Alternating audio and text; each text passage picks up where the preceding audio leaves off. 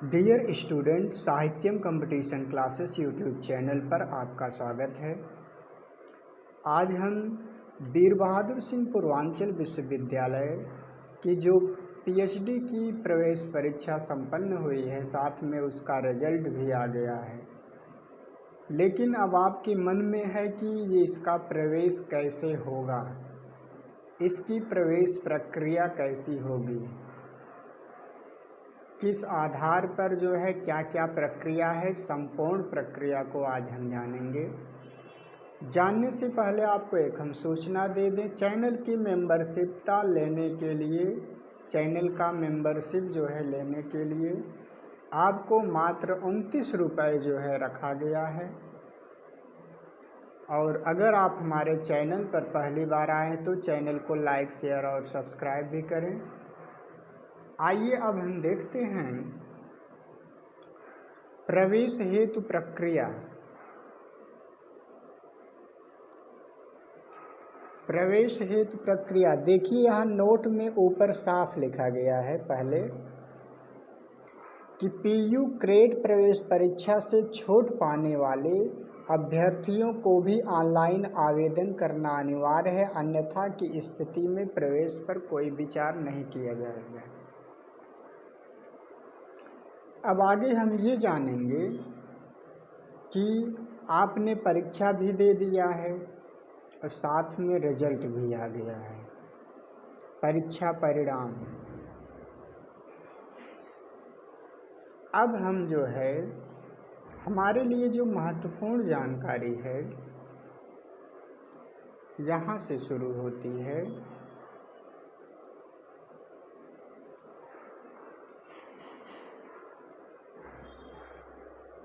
PU crate से उत्तीर्ण तथा लिखित परीक्षा से छूट प्राप्त अभ्यर्थी ही साक्षात्कार मौखिकी के लिए अर्ह होंगे। इसके बाद नेक्स्ट है साक्षात्कार अथवा मौखिकी विश्वविद्यालय द्वारा निर्धारित शोध केंद्रों पर विभागीय शोध समिति के माध्यम से संपन्न होगी। अभ्यर्थी को विश्वविद्यालय द्वारा निर्धारित समय सीमा के अंतर्गत स्वयं से चयनित शोध केंद्र पर आवेदन करना अनिवार्य होगा। इसके बाद महत्वपूर्ण बिंदु है पीयू ग्रेड से उत्तीर्ण तथा लिखित परीक्षा से छूट प्राप्त अभ्यर्थी को एक निश्चित तिथि तथा समय जो कि विश्वविद्यालय द्वारा निर्धारित किया जाएगा पर साक्षात्कार में उपस्थित होना अनिवार्य होगा।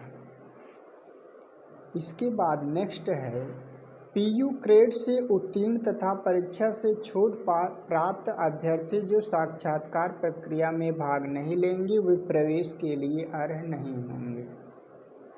इसके बाद है साक्षात्कार और मौखिकी में सफल अभ्यर्थियों की अवरोही क्रम में सूची तैयार की जाएगी और इसी क्रम में प्रवेश प्रक्रिया पूर्ण की जाएगी। उत्तर प्रदेश सरकार द्वारा अनुमन्य आरक्षण प्रवेश में लागू होगा। साक्षात्कार अथवा मौखिकी से पूर्व अभ्यर्थी को, ये महत्वपूर्ण चीज़ है, इसको आप ध्यान से देखिए। मौखिकी से पूर्व अभ्यर्थी को अपने प्रस्तावित शोध निर्देशक की सहमति पत्र प्राप्त करना आवश्यक है तथा निर्धारित प्रारूप के अनुसार शोध संक्षेपिका को जमा करना होगा। इसमें यही ये कहना चाहते हैं कि आप जो है साक्षात्कार से पहले आप जो है अपने सुपरवाइजर से अवश्य मिल लें, सुपरवाइजर से अवश्य मिल लें।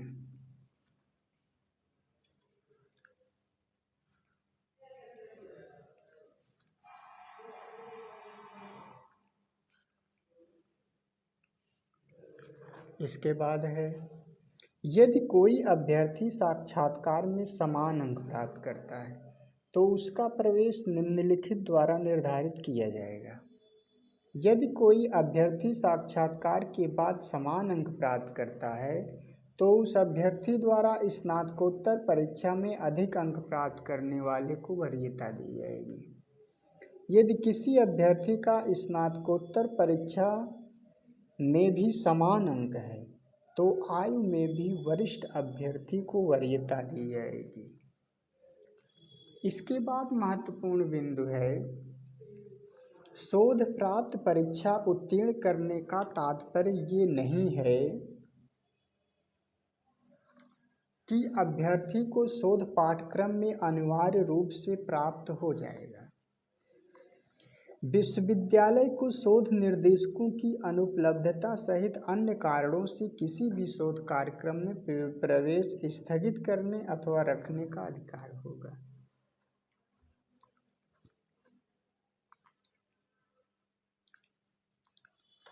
इसके बाद जो महत्वपूर्ण बिंदु है,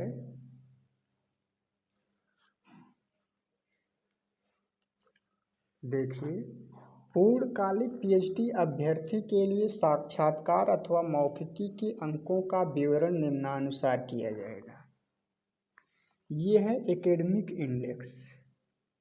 इंटरमीडिएट में अगर 75% अंक या इससे अधिक है तो 4, प्राप्तांक 60% से लेकर 75% से कम है तो 2, 60% से कम है तो 1, और स्नातक में 75% अंक से अधिक है तो 7, 60 से 75 के बीच में है 5, तो 60% से कम है तो 3, स्नातकोत्तर में 75% अंक से अधिक है तो 7, 60% से लेकर 75% से कम है तो 5, 60% से कम है तो 3।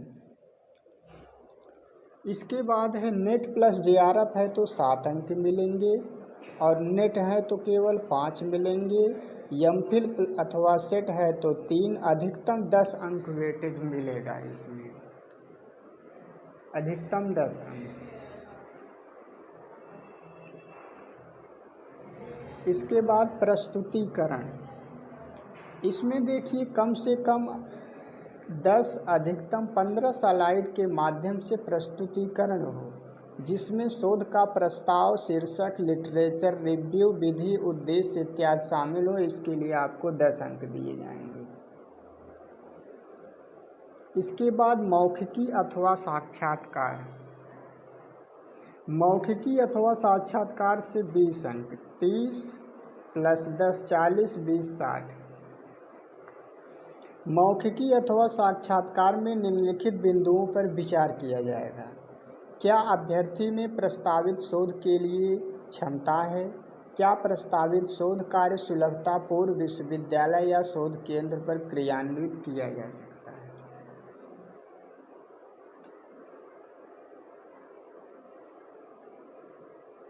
योग देखिए 60 यहाँ पर दिया गया।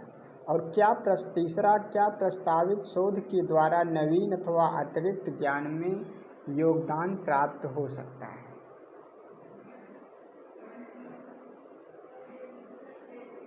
ये है अंशकालिक पीएचडी के संदर्भ में।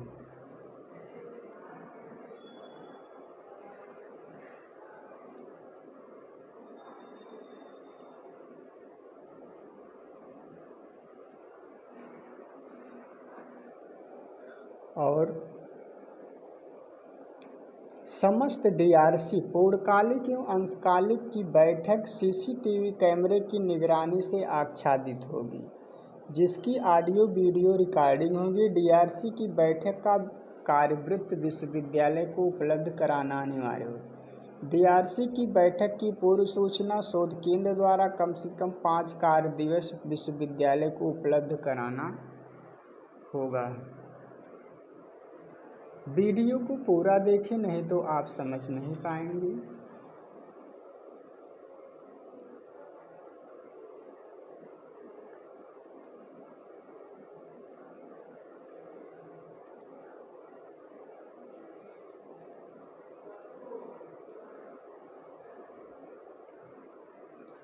हाँ, अब देखिए यहाँ से बहुत महत्वपूर्ण है और आपके लिए शोध निर्देशकों का आवंटन, एलोकेशन ऑफ रिसर्च सुपरवाइजर। विश्वविद्यालय जो है विषयवार प्रत्येक शोध निर्देशकों के अधीन रिक्त सीटों की जो है सूची जारी करेगा। इसके बाद शोधार्थी संबंधित शोध निर्देशक की सहमति प्राप्त कर विश्वविद्यालय द्वारा गठित विभागीय शोध समिति के समक्ष अपनी योग्यता एवं शोध के निमित्त प्रस्तावित विषय का विवरण देते हुए शोध संक्षेपिका प्रस्तुत करेगी। सहमति पत्र के आधार पर समिति शोध छात्र को प्री पीएचडी कोर्स वर्क की अनुमति प्रदान करेगी।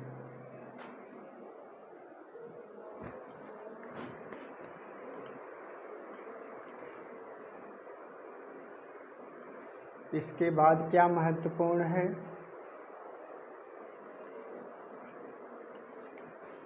देखिए, शोध प्रवेश एवं पंजीकरण प्रक्रिया, research admission and registration process.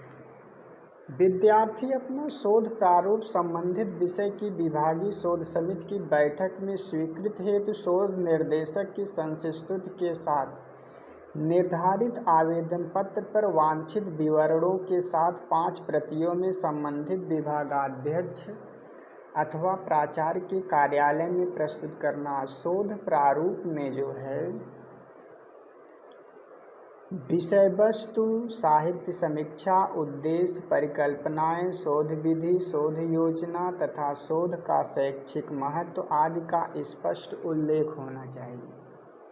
शोध समिति की बैठक की सूचना के साथ संबंधित सदस्यों को शोध प्रारूप की प्रति हस्तगत करा दी जाएगी। डीआरसी जो है डिपार्टमेंटल रिसर्च कमेटी पीएचडी प्रवेश के लिए शोध छात्रों के आवेदन पत्र पर विचार करेगी और शोध विषय पर विचार करने के बाद उन्हें यथावत अथवा संशोधित रूप में स्वीकृत कर सकती है। सामान्यतया 1 सप्ताह के अंदर विभागाध्यक्ष के द्वारा समिति का कार्यवृत्त स्वीकृत आवेदन पत्रों के साथ शोध अनुभाग को प्रेषित कर दिया जाए। शोध शीर्षक आरडीसी से स्वीकृत होने के पश्चात शोध अनुभाग द्वारा प्रवेश शुल्क जमा करने हेतु अनुमति पत्र निर्गत किया जाएगा। इसके बाद अभ्यर्थी को अपने मूल प्रमाण पत्रों के साथ आवश्यक सत्यापन हेतु अपने शोध निर्देशक एवं विभागाध्यक्ष अथवा प्राचार्य के समक्ष उपस्थित होगा। सत्यापन के पश्चात विभागाध्यक्ष अथवा प्राचार्य की संस्तुति पर शोध अनुभाग द्वारा शोध प्रवेश शुल्क जमा करने हेतु अनुमति पत्र जारी किया जाएगा।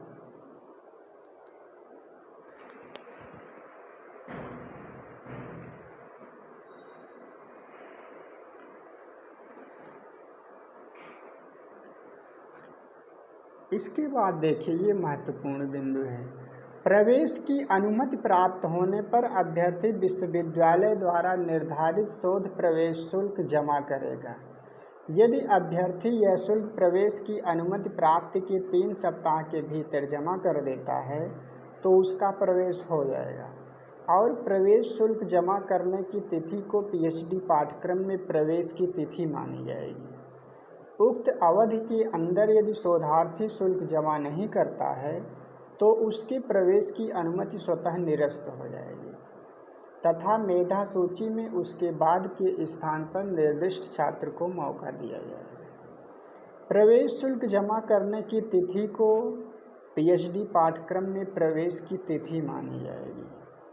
कोर्स के सफलतापूर्वक उत्तीर्ण करने के उपरांत विद्यार्थी को पीएचडी में शोध के लिए पंजीकृत किया जाएगा।